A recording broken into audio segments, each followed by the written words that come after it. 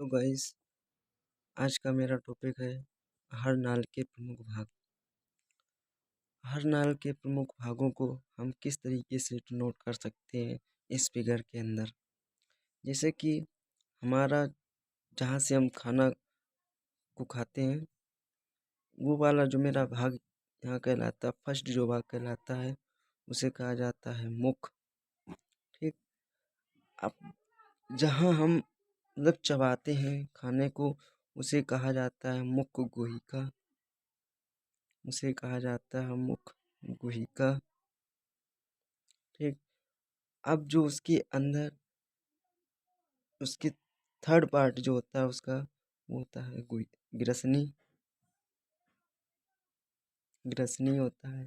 फिर इसके बाद हमारा जिसे हम पेट कहते हैं, अमाशय, जिसे हम कहते हैं पेट। ठीक। अब ये जो नली गई हुई है, ये वाली यहाँ तक की जो नली गई हुई है, ठीक, इसे हम कहते हैं छोटी आंत। यहाँ से शुरू होता है छोटी आंत। छोटी आंत। ठीक। अब जो ये यहाँ से तो छोटी आंत हो गई। अब बड़ी आंत कहाँ से शुरू होती है? बड़ी आंत यहाँ से शुरू होती है, यहाँ से जब बंद हो जाती है, यहाँ से शुरू होती है बड़ी आंत।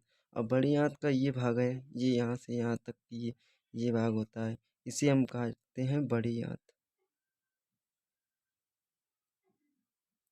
बड़ी आंत। अब ये वाला मेरा भाग होता है, उसे हम कहते हैं गुदा। ये जो होता है यहाँ यहाँ इसका कोई कार्य नहीं होता, परिशेषिका का हमारे अंदर कोई कार्य नहीं होता है।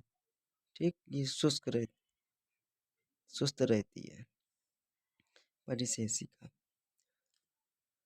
अब देखना कि छोटी आंत जो होती है, छोटी आंत के कितने प्रकार होते हैं और बड़ी आंत के कितने प्रकार होते हैं, हम इनको देखते हैं।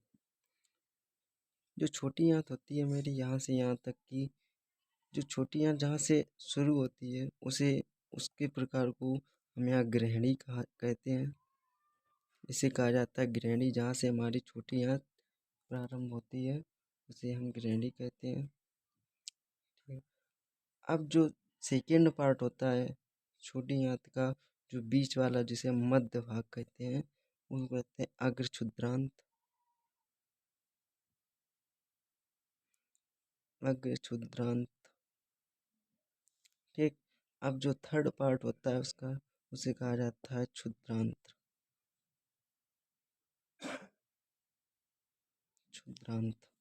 ठीक। अब जो फिर इसके बाद आती है मेरी बड़ी आंत। बड़ी आंत यही हमने बताया, ये मेरी बड़ी आंत होती है। ठीक। बड़ी आंत के भी तीन प्रकार होते हैं। जहाँ से शुरू होता है उसे हम अंधनाल कहते हैं।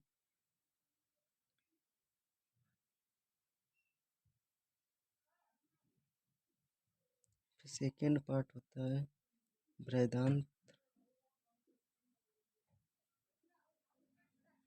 जो थर्ड पार्ट होता है उसे कहा जाता है मलाशय।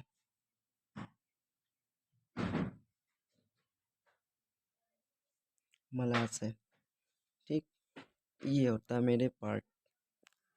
किस तरीके से हम बता सकते हैं, हमने देखो इसको पूरा डिनोट कर दिया है। ठीक। Thank you.